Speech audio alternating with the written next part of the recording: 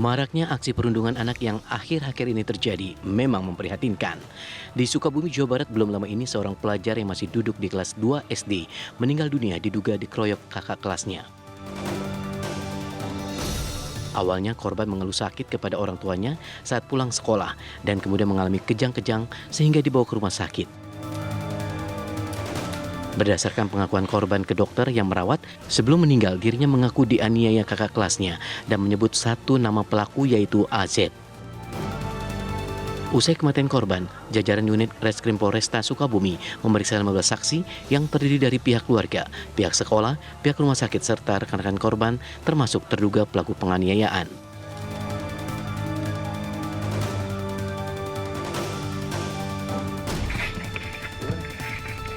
Lain lagi dengan kasus perundungan anak di Cicendo, Kota Bandung, Jawa Barat, yang videonya viral di media sosial. Akibat saling ejek, dua anak menjadi korban perundungan oleh beberapa anak lainnya. Para pelaku kemudian dilaporkan korban setelah melakukan pengancaman pasca video perundungan viral di media sosial. Lantas, bagaimana cara mencegah terjadinya kasus perundungan dan apa yang sebaiknya dilakukan orang tua saat anak melaporkan dirinya menjadi korban perundungan? Tim TV One mengabarkan.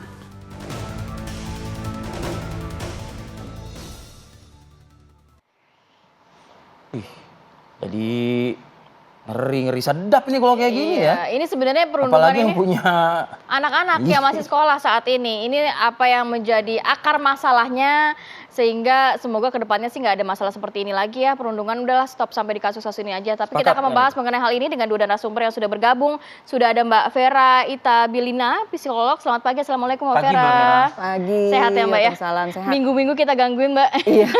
demi masa depan. Betul.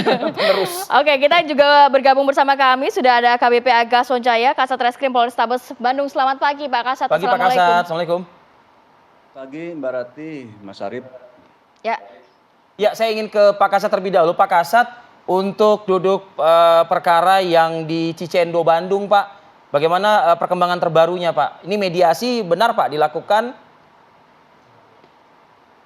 Betul, sebetulnya pada awalnya terkait dengan kejadian ini sudah pernah dimediasi oleh Polsek Cicendo ya. Namun kemudian karena memang ternyata mediasi di Polsek Cicendo itu tidak tuntas, setelah kejadian masih ada kejadian-kejadian kecil seperti pengancaman dari salah satu pihak anak, sehingga keluarga korban melaporkan kepada kita dan sekarang sudah ditindaklanjuti oleh kita untuk dilakukan proses hukum ke depan seperti apa. Demikian Mas Arif. Ya, proses hukum yang seperti apa Pak yang saat ini dilakukan? Bagaimana Mas Arif? Proses hukum seperti apa yang dilakukan saat ini Pak? Proses hukum sekarang sudah orang tua sudah membuat laporan polisi dan kita sudah melakukan permintaan keterangan terhadap ABH ya, anak yang berhadapan hukum, maupun kepada anak korban tentang bagaimana kasus posisinya. Namun demikian diamanatkan oleh Undang-Undang Sistem Peradilan Anak, kita ini harus mengutamakan ultimum remedium ya, prinsip ultimum remedium. Nanti ke depan apakah ini bisa dilakukan keadilan restoratif melalui diversi. Itu upaya-upaya yang diutamakan oleh kita. Nah, tapi seperti apa nanti perkembangan dari rekomendasi dari pihak terkait seperti dari Bapas, dari orang tua, dari pekerja sosial seperti apa, nanti rekomendasinya seperti apa. Nah, namun sementara ini kita masih berjalan proses ya, demikian. Pak Kasat, untuk pelakunya sendiri dan juga korban ini kabarnya pelaku juga masih ada yang sekolah dasar ya Pak ya. Kemudian Betul. Apakah ini memang ada pemicunya atau mereka awalnya hanya bercanda atau seperti apa sih Pak? Betul, pemicunya sebetulnya terjadi pada hari Kamis ya, 1 Juni, di mana anak korban dengan ABH bertemu Nah, seperti biasa anak kecil saling ejek-ejekan, orang tua segala macam sehingga terjadi ketersinggungan.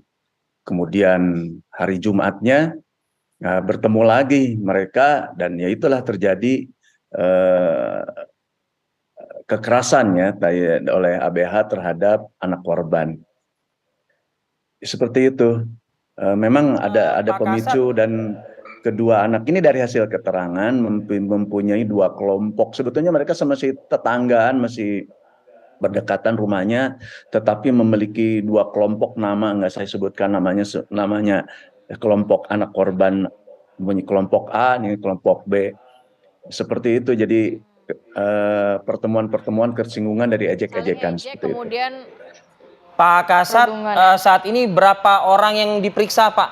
Dan usia mereka rata-rata berapa, Pak? Dan apa peran dari Masing-masing pelaku yang ternyata benar masih duduk di bangku sekolah dasar, Pak? Betul, jadi ABH yang sudah kita mintakan keterangan itu sebanyak 10 orang.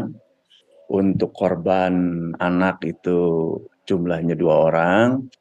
Kita sudah melakukan pemeriksaan semua, peran masing-masing ya, ada yang mukul, ada yang nendang, seperti itu.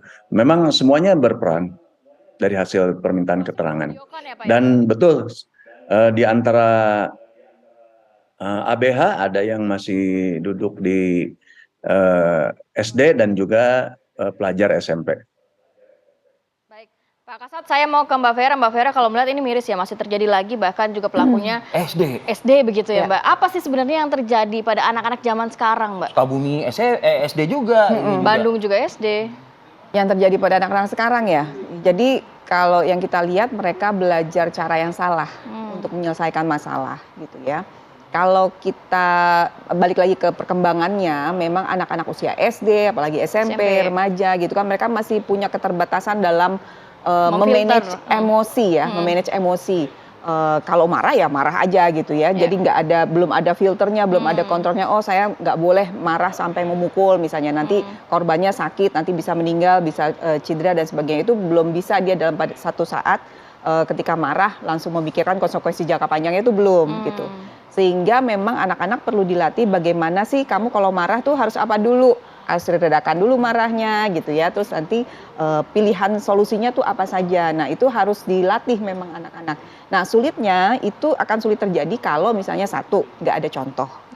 Dia memang melihat setiap hari dalam kesehariannya orang-orang menyelesaikan masalah dengan kekerasan. Ya kekerasan kan macam-macam ya, tidak harus fisik ya, verbal pun bisa. Ataupun si anak ini juga hidup dalam situasi pengasuhan di sekolah maupun di rumah yang memang ada bau kekerasannya. Terus yang kedua, apa yang mereka konsumsi lewat tontonan, lewat permainan. Nah, itu bisa jadi reference gitu ya. Kalau si anak ini secara berlebihan misalnya melihat tontonan kekerasan atau main game yang berbau kekerasan, dia merasa itu hal yang biasa saja gitu ya. Hal yang biasa saja dan itu bisa terinternalisasi sehingga bisa menjadi perilaku yang suatu saat dia bisa munculkan kalau emosinya terusik.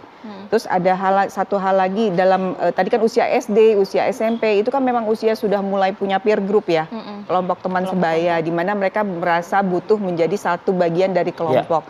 Kan tadi kalau kita dengar cerita Pak Kasat itu kan bisa ada kelompok-kelompok gitu kan.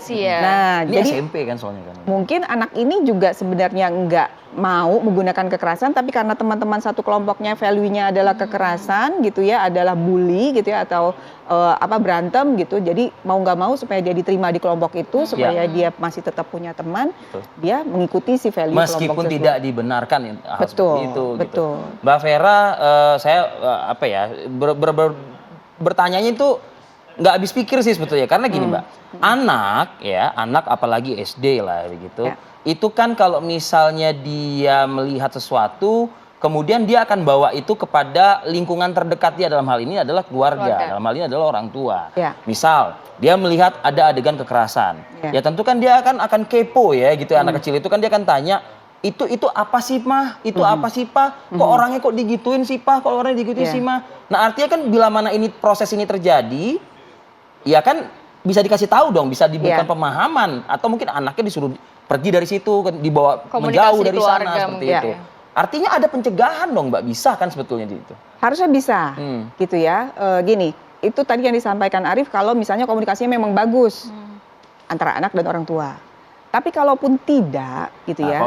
Kalaupun tidak, orang terdekat itu terutama keluarga ya. Tapi saya tidak mau selalu melulu menyalahkan orang tua nih ya. Tapi seharusnya ketika misalnya ini, apalagi kita bicara soal anak usia SD gitu ya, apalagi korbannya kelas 2 SD, tanda-tandanya sudah terlihat semestinya. Seperti Mbak? Perubahan perilaku, misalnya anak ini murung gitu ya, atau takut ke sekolah, atau misalnya tiba-tiba bajunya pulang kotor dan robek, terus ada luka-luka yang misalnya lebam yang tidak bisa dijelaskan gitu ya. Jadi ada perilaku-perilaku yang berubah gitu. Atau ada juga kasus di mana tiba-tiba anaknya ini minta uang tambahan, uang jajan tambahan, ternyata uang itu dipakai untuk tadi ya, misalnya dipalak di sekolah, dibully, dipaksa diminta uangnya. Jadi ada tanda-tanda perilaku yang memang semestinya bisa terdeteksi sejak awal. Itu orang tua korban ya berarti ya yang ada juga korban dan pelaku juga bisa gitu. Ada juga yang misalnya di rumah tiba-tiba kok emosinya meledak-ledak. Gitu. Nah, ini saya seringkali temukan pada korban ya. Jadi karena di sekolah dia dibully, ditekan, emosinya di rumah tuh pelampiasan keluar gitu. Nah, kalau untuk pihak sekolah sendiri ataupun pihak keluarga ya, kadang-kadang kan perundungan ini diketahuinya telat, Mbak. Sudah memakan korban jiwa, sudah masuk rumah sakit dan lain sebagainya. Apakah juga pihak sekolah bisa memantau bahwa anak-anak ini kok nampaknya memiliki kelompok-kelompok yang lebih ke negatif dibandingkan positif gitu? Ya. Jadi kan dalam menangani perundungan atau bully ini kan memang kerja bareng-bareng, nggak bisa semuanya gitu ya. Dalam stakeholdernya banyak ya. Ya, dalam satu peristiwa bully paling nggak itu kan ada tiga pihak, ada pelaku, ada korban, ada bystander atau saksi. Nah, masing-masing ini nih ada punya isu sendiri-sendiri. Si pelaku kenapa begitu, si korban kok ya mau aja berulang, nah gitu ya, kok nggak berani lawan. Terus si saksi kok ada yang diem aja, ada yang malah jadi ikut-ikutan. Nah, ini kan punya isu masing-masing. Nah, di luar itu ada lingkungan rumah, ada lingkungan sekolah, dan lingkungan masyarakat sekitar. Gitu. Karena kan bully ini tidak hanya terjadi di sekolah, bisa aja di luar gitu ya, di lapangan. Nah, ini masyarakat bisa lihat ini apa yang terjadi, nah bisa langsung intervensi. Jadi ya, it takes a country to raise a child gitu ya, nggak hanya cuma rumah, nggak hanya sekolah gitu. Oke, saya ingin ke AKBP Aga Sonjaya, Kasat Reskrim Polrestabes Bandung lagi. Pak Kasat, ini kalau boleh dikasih highlight ya Pak ya, rata-rata background dari keluarga masing-masing terduga apa tadi ABH? Anak berhadapan dengan ABH ya, anak berhadapan dengan hukum ini seperti apa ya Pak Kasat? Nanti dijawabnya ya Pak, usai jeda pariwara berikut. Kami akan kembali langsung ke Anda. Kembali lagi di Apa Kabar Indonesia Pagi, langsung ke Kasat Reskrim Polrestabes Bandung, AKBP Aga Sonjaya. Pak, meneruskan pertanyaan saya tadi Pak, background keluarga ya Pak, dari masing-masing ABH ini Pak, secara highlight mungkin. Background itu nanti kita akan serahkan kepada Bapas ya, dan juga pekerja sosial profesional dari Dinsos untuk melakukan penelitian bagaimana background di keluarga mereka. Namun demikian, pada saat kemarin kita melakukan pemeriksaan dari 10 ABH ini, semuanya didampingi oleh kedua orang tua, dan saya melihat orang tuanya ya baik-baik saja sih sebetulnya. Tapi untuk background lebih mendalam itu nanti dilakukan penelitian oleh Bapas dengan pekerja sosial profesional ya. Seperti itu Mas Arif. Untuk yang tadi Bapak sempat spill Pak sedikit soal geng-geng itu ya Pak. Ini apa Pak? Perseteruan geng untuk apa? Tempat nongkrong kah atau geng yang dekat ingin rumah kah? Nah, seperti apa Pak mungkin Pak? Ya, ada tempat nongkrong dan dekat rumah. Cuman di dua kebelah pihak ini punya tempat nongkrong di satu nama ya, kalau geng yaitu geng satu, tapi sebetulnya berdekatan rumahnya mereka itu. Betul, terjadi dua kelompok. Ya, semacam ego kelompok lah seperti itu ya, kalau di orang dewasa gitu. Pak Kasat, dari informasi yang didapatkan pihak kepolisian saat ini anak-anak yang berhadapan dengan hukum, apakah juga ada sanksi dari pihak sekolah atau gimana Pak? Pihak sekolah kemarin juga dari Disdik sudah hadir di Polrestabes Bandung untuk mendampingi melakukan pemeriksaan. Namun demikian Itu nanti mungkin sanksi kami serahkan kepada pihak sekolahan ya.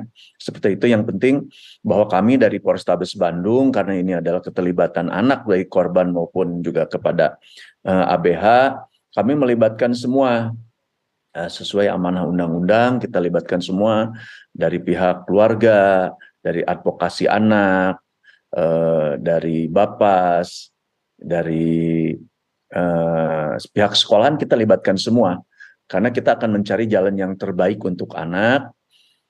Penyelesaiannya seperti apa sebelum kita melangkah yang terakhir adalah proses hukum. Itulah sesuai amanah undang-undang sistem peradilan anak. Demikian Mas Arief. Kita apresiasi juga yang disampaikan oleh Pak Kasat tadi, ujungnya kami berharap ada restoratif gitu ya. Betul. Mungkin ya restoratif justice gitu ya, Pak Kasat. Kalau kondisi korban saat ini seperti apa Pak?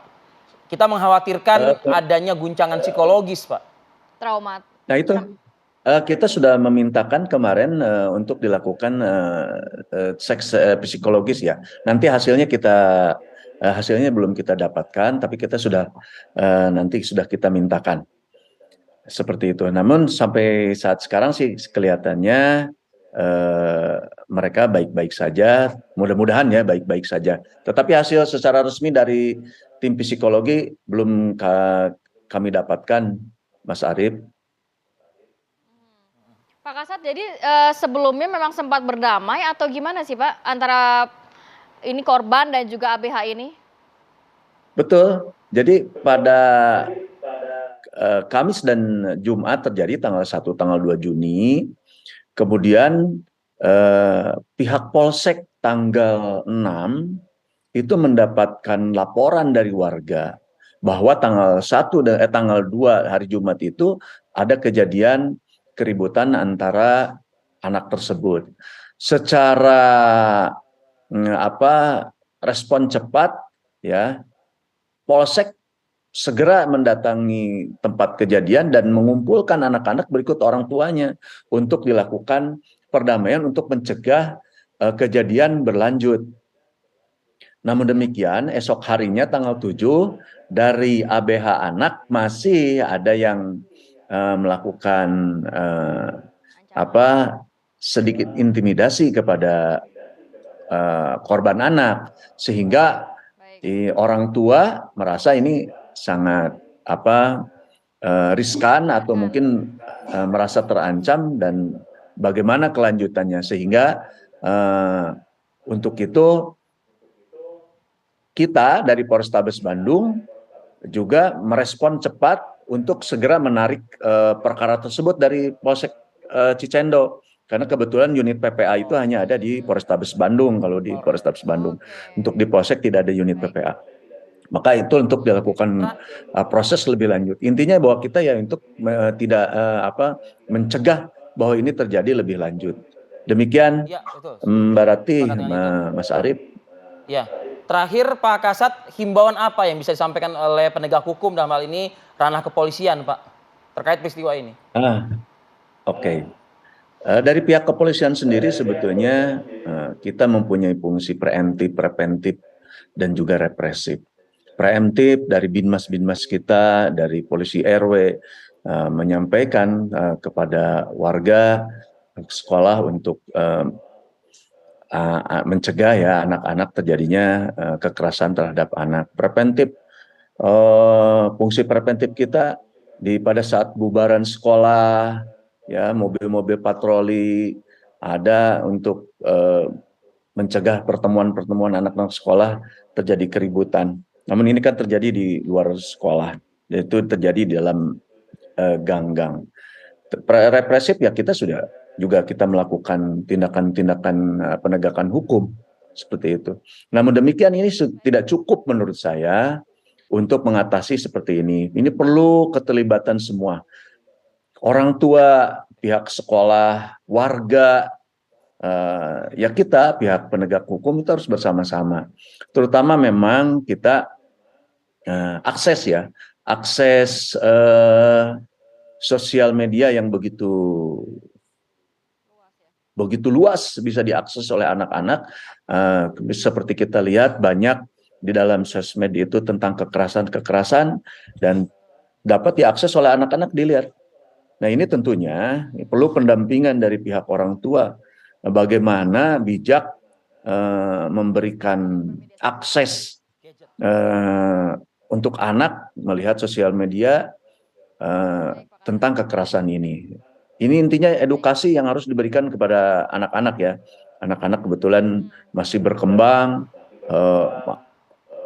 otaknya masih terbuka lebar sehingga memang cepat menyerap informasi, cepat menanggapi sesuatu. Ya ini peran orang tua, peran sekolah, peran warga semua untuk mengantisipasi. Jangan warga jangan apatis ketika melihat kejadian ini, segera melaporkan. Untuk kejadian ini ya Pak ya. Ya, untuk warga saya apresiasi memberikan informasi kepada Polsek tentang kejadian ini sehingga Polsek segera mengambil langkah seperti itu. Oke, kalau saya mau ke Mbak Vera lagi. Mbak Vera, kalau melihat ini sebenarnya memang peran kita semua untuk menekan dari perundungan yang terjadi. Tapi tadi dikatakan sudah ada perdamaian, kemudian bahkan ada ancaman lagi dari anak yang ABH ini ya Mbak. Jadi sebenarnya apa sih yang perlu memang akar masalah sehingga memang benar-benar tertangani ini Mbak? Pendampingan kontinu ya, karena kan kita bicara soal anak di bawah umur ya, usia SD, SMP gitu ya, mereka di mana mereka masih punya perlu pendampingan secara kontinu. Pendampingannya dalam hal apa? Pendampingan dalam misalnya contoh kecil misalnya dari orang tua ya gitu ya, ada obrolan hari ini ngapain aja di sekolah gitu, tapi tentu dengan nah ini challenge-nya buat orang tua dengan gaya yang nggak bikin anaknya baik-baik aja, biasa gitu ya, oke gitu ya, cuma jawab singkat-singkat aja. Tentu ada trik-trik lain gimana supaya komunikasi bisa lebih terbuka dari itu. Terus pendampingan dengan apa yang dia tonton, apa yang dia konsumsi, apa yang dia lihat di media sosial. Nah, tadi kan dibilang setelah udah ada perdamaian tapi tetap ada intimidasi. Nah, ini kan bisa masuk lewat media sosialnya si anak gitu ya. Nah, itu juga harus dipantau dengan siapa anak berkomunikasi lewat gadgetnya, apa yang dia tonton, salah atau benar yang dia tonton. Jadi pastikan ketika anak menangkap sesuatu di media sosialnya, itu terbentuk persepsi yang tepat. Jangan sampai terbentuk persepsi yang salah. Nah, itu bagaimana caranya ya? Perlu ada komunikasi yang baik antara orang tua dan anak gitu. Sudahkah sanksi yang diberikan selama ini kepada ABH ini sudah cukup membuat efek jera? Jangan sampai setelah memang selesai dibina, selesai urusan ini kemudian melakukan lagi di lain waktu begitu Mbak? Nah, tadi seperti saya bilang dalam satu peristiwa bully itu kan paling tidak ada 3 ya yang terlibat. Ada pelaku, ada korban, ada bystander, ada saksi. Nah, masing-masing punya isu sendiri-sendiri. Nah, ini perlu dilihat latar belakang masing-masing. Kenapa pelaku melakukan ini gitu ya. Seperti contohnya saya pernah dapat kasus pelaku bully gitu ya, ternyata dia korban bully di rumah. Nah, ini kan penanganannya berarti beda lagi gitu ya. Ada lagi anak yang memang dia terbiasa untuk dapat apa yang dia mau, jadi untuk menunjukkan powernya di situ gitu. Nah, itu beda lagi penanganannya. Untuk korban juga ada lagi anak yang memang dia diem aja karena untuk semata-mata dapat teman gitu. Saya nggak apa-apa deh, saya rela dibeginiin asal saya punya teman gitu ya. Jadi tetap walaupun temannya menyakiti gitu, ada yang seperti itu. Oke, Mbak Vera, ini pertanyaan agak nyeleneh sih sebetulnya meskipun tidak sampai harus seperti itu. Perlukah mengembalikan fungsi dan peran beberapa stakeholder seakan-akan kayak sedikit menakutkan gitu? Contoh misalnya gini Mbak, saya aja dulu deh misalnya waktu saya sekolah. Kalau udah guru BP manggil saya Mbak, saya gemeteran. Karena yang ada di pikiran saya dan pemikiran saya itu adalah saya ini bermasalah dan orang tua saya pasti akan dikasih tahu, dipanggil.